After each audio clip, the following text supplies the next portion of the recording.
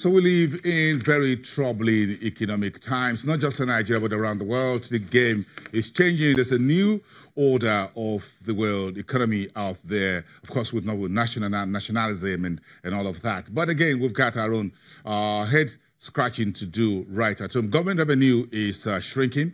We're not being so expansionary in terms of revenue. And again, our investments are also not up to speed. By the last story you heard, over the last 24 hours, we got $73 billion in investment promises within the first 9 months of this year.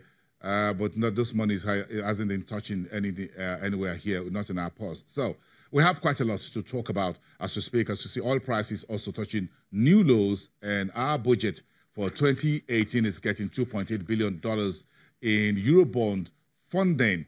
And add that to our portfolio of the new minimum wage now is being taken to the political arena of who blinks first, the federal government, the state government, or the labor unions. Celestine Okeke is a policy and economic analyst. He's also the lead partner at CEDI. He's live to us from Abuja studios. It's a Friday. Thank you very much, Celestine, for coming through. We appreciate your time joining us on this very interesting time. This is a very troubling economic times. I'm sure you agree.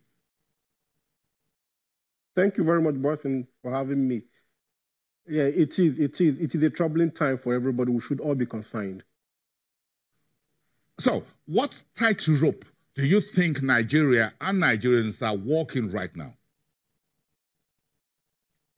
Unfortunately, we seem not to pay attention to the tightrope we are walking on. We seem not to pay so much attention, and we get diverted by other issues that shouldn't even concern us, more like majoring in the minors and minoring in majors.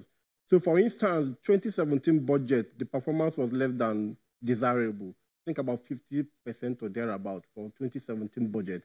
If you look at the breakdown of the expected revenues and what to eventually end, is a far cry. Then you see, even on the infrastructure side, roads are failing across the country.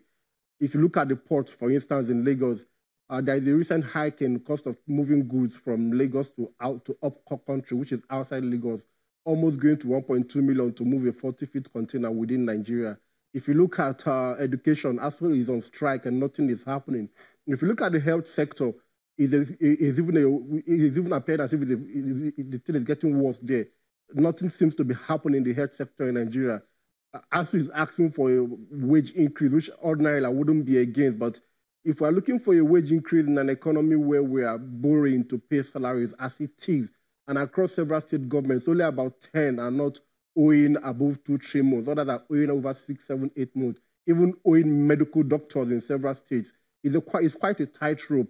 Then if you then put all of that together and look at the fact that even the crude oil we seem to place so much emphasis and so much expectation on is a resource that we are being told in the next 20 to 30 years, 50% of Niger Delta will be underwater, which is where the crude oil even comes from. And then we are not even planning long term, which seems to be doing so much of the short term. So today, the bulk of the talk is around trader money. I have no issues against trader money. But the ERGP, the Economic Recovery and Growth Plan we started with so much fanfare last year, seems to have died down. So these are the tightrope we're quite working on. Okay, so if we, quite a bit of a background there. So why do we try to untie this minimum wage imbroglio or wrangling, as it were?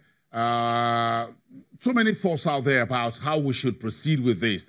Some say we should strip the big boys with some of their fat and take away from the rich and give to the poor. Some say, well, we can pay, but it's within the cadre of the civil service. State governments are worried about those at the higher level of those who are top of the tree rather than those who are hanging somewhere at the bottom of the pyramid. What's your thought on this?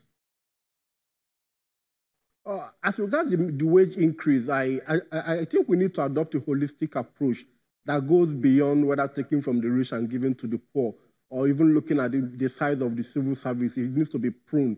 We need to adopt a holistic approach to address the economic issue which we have fixed. We have more of an economic crisis, not just a wage crisis. The economy is not growing as it should grow.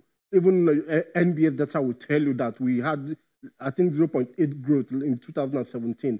The economy is not growing. So if the economy is not growing and we are asking for wage increase, what we're simply trying to do is to put so much burden on the federal government, even the state government.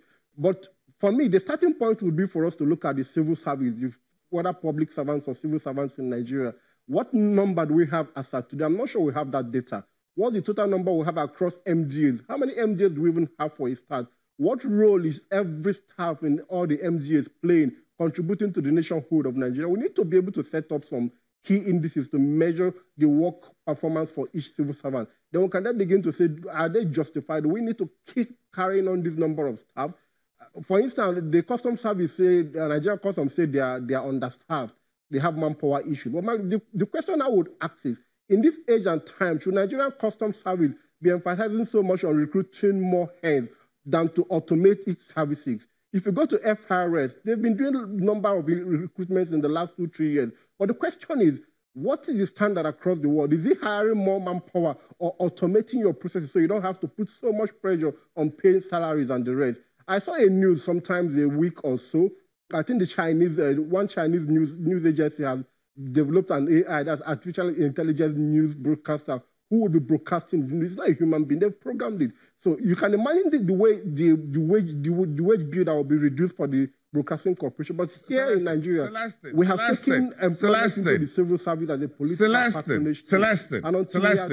Celestine, don't go there with the Chinese and AI news broadcaster. I want to keep my job. I just feel I should disrupt you by saying, you're talking about my job here, to put an AI here to do the job I'm doing. You're going to put me in the unemployment market, increase our unemployment and the jobless market. I'm not sure I like that part of your conversation. I just want folks to disregard that.